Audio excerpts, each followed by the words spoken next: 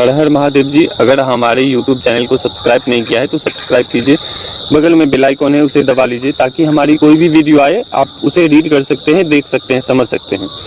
तो मैं आज एक पिशाच के बारे में बताने आया हूँ कि पिशाच, यह इतना पिशाच अच्छा पिशाच है कि मैं इनका वर्णन भी कम वर्णन करूँ उतना ही कम है, क्योंकि यह पिशाच जितना सौम्य है उतना ही उनका कार्य उग्र रूप है, उनका कार्य करने का तरीका उग्र है। ठीक है, यह बहुत ही अच्छा पिशाच है। जैसे अन्य शक्तियों कि जब आप कोई साधना करते हो तो उस समय ऐसा होता है कि आपके सामने में एक उग्र रूप में वह शक्ति आती है।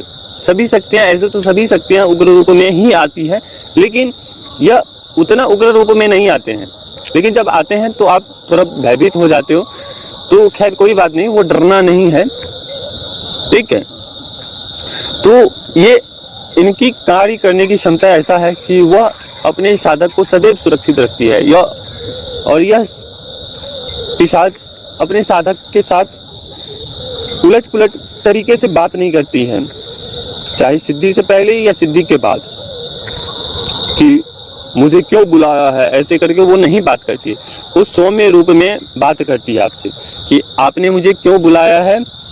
और ये सब जो बात वहाँ पे बातें होती है साधना के समय, जब आप सिद्धि प्राप्त कर रहे होंगे उस समय वो बात करते हैं, तो ये सौम्य रूप में ही बात करते हैं और काम बहुत अच्छा है इनका।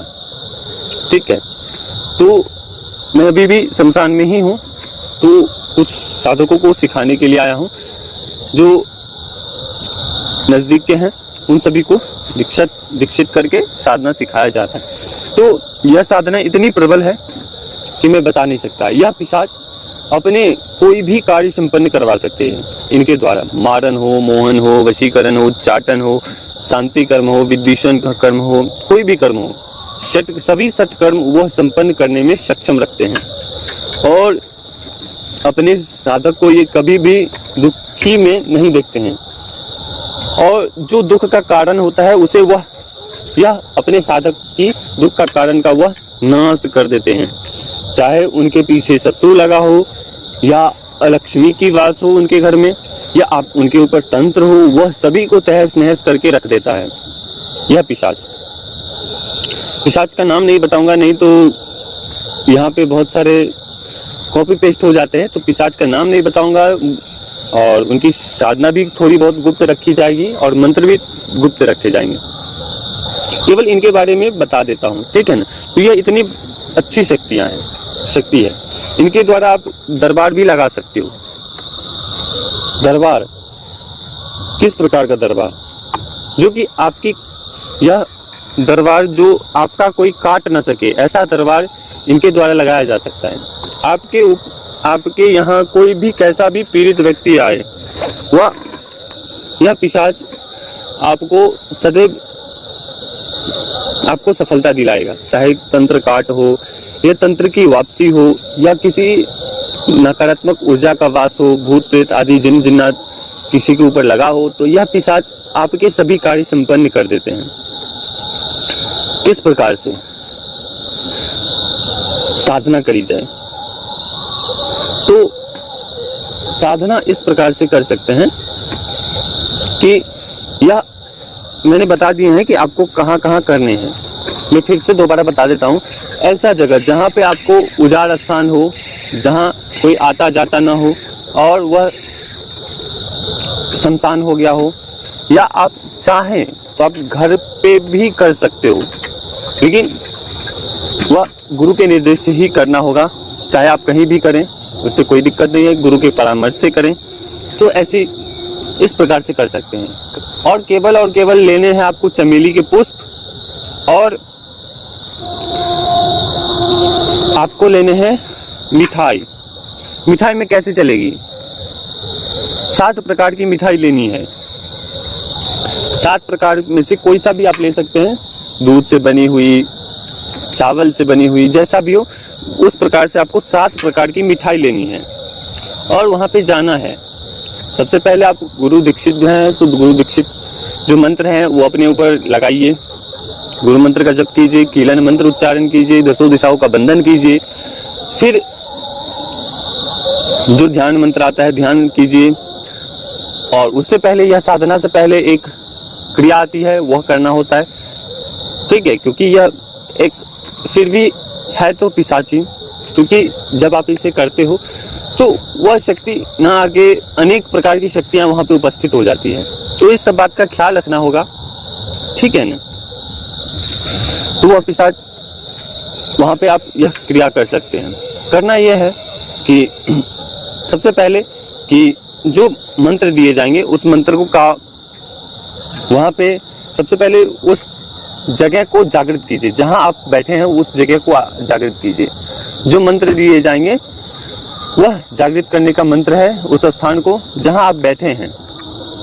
जब वह जागृत हो जाएंगे तो आपको स्वयं ही अनुभव होना चालू हो जाएगा, और जब होने लगे तो फिर कहना ही क्या है, केवल आपको 3 घंटे लगातार बैठना है। 3 घंटे न भी हो तो पहले दिन आपको केवल और केवल 1 घंटे बैठिए, अनुभव मिलना शुरू हो जाएंगे। दूसरे दिन आपको आधे घंटे बढ़ाते जाइए, थोड़ा बहुत बढ़ाते बढ़ाते कम से कम आपको 2 घंटे 2.5 घंटे आपको वहां पे समय देने होंगे या देने हैं। और जब ये आपके सामने आए चौथे 5वें दिन, तो आप उनका जो बताए जाएंगे ऐसा करना है, उसी प्रकार से करना है। ठीक है ना, जब वो आए तो उन्हें जो पुष्प है पुष्प उन्हें अर्पित कीजिए, बोलिए कि आपका आगमन मेरे लिए शुभ है, और बोलिए जो प्रार्थना करनी है, और जो भी वचन लेने हैं वो 3 वचन आपको उनसे लेनी है। तो वचनों के ऊपर मैं बाद में गुप्त रखा हूँ, उन्हें मैं बाद में बताऊंगा कि कैसे आपको वचन लेने हैं उनसे, बाद में बताऊंगा कि कैसे आपको लेने हैं वचन। तो ये सब करना है। जब वो आपके सामने आए तो वो आप उनसे बात कीजिए और उन्हें सौम्य तरीके से बोलिए जो भी आपको वचन देना है। और सबसे पहली बात, कोई भी आप शक्ति को सिद्ध करते हो तो उनका टेस्ट अवश्य लें, ट्राई अवश्य लें। उसके बाद से आप उनसे कोई भी कार्य संपन्न करवा सकते हैं। इनके द्वारा आप जो आपके जो भी दिक्कत परेशानी होंगी या सामने वाले आपके सामने जो भी आएगा वो आपको तत्क्षण आपको तुरंत पता चल जाएगा कि वह क्यों आया है। यह शक्ति आपको बता देगी। ठीक है ना, ऐसी जो आपको कुछ पता भी नहीं होगा, लेकिन ऐसी शक्तियों के बारे में ये बताएंगे, ऐसी सिद्धियों के बारे में बताएंगे पिशाच कि आप समझ नहीं पाओगे कि यह कैसे होता है। ठीक है ना, वो सब कुछ बताते हैं अपने साधकों को। आप इनके द्वारा भूत भविष्य वर्तमान की बातें भी बता सकते हो दूसरे व्यक्ति को। ठीक है ना, तो ऐसी यह साधना है। इस पिशाच की ट्रांसफर भी आप ले सकते हैं। पिशाच की ट्रांसफर आपको केवल और केवल मामूली फीस में दिए जाएंगे, और जो दरबार लगाना चाहते हैं वो अगर साधना में असक्षम है या साधना में या किसी भी प्रकार की साधना में असक्षम है, समय का अभाव है जिस कारण से आप नहीं कर सकते हो, तब दृष्टि खोलकर यह शक्ति ट्रांसफर ले सकते हो। ठीक है ना, जो यहाँ से हमारे द्वारा उनकी दृष्टि खोल के और उन्हें ट्रांसफर दिया जाएगा, वह आप 3 प्रकार से ट्रांसफर ले सकते हो। पहला तो आपके शरीर में, तो शरीर में लेना थोड़ा कठिनाई पूर्ण होता है, आपको दर्द रहेगा। ठीक है, तो आप शरीर में अपने धारण कर सकते हो। दूसरा आपको रिंग के ऊपर, तीसरा आपको गुटिका के माध्यम से। तो ये 2-3 चीजों में आप ट्रांसफर ले सकते हो। ठीक है, और जो लोग चाहते हैं तो आप संपर्क कर सकते हैं। जय महाकाल, जय मां मशानी, सभी खुशी रहे। ये बहुत ही अच्छा पिशाच है, मैंने बताया है ना, सबसे अच्छा है, और इनके द्वारा मैंने बहुत सारे कार्य करवाए हैं। ठीक है, अगली वीडियो आएगी आपको कर्ण पिशाचिनी के ऊपर। ठीक है, जय श्री महाकाल, जय मां मशानी, और सब्सक्राइब कीजिए चैनल को। हर हर महादेव।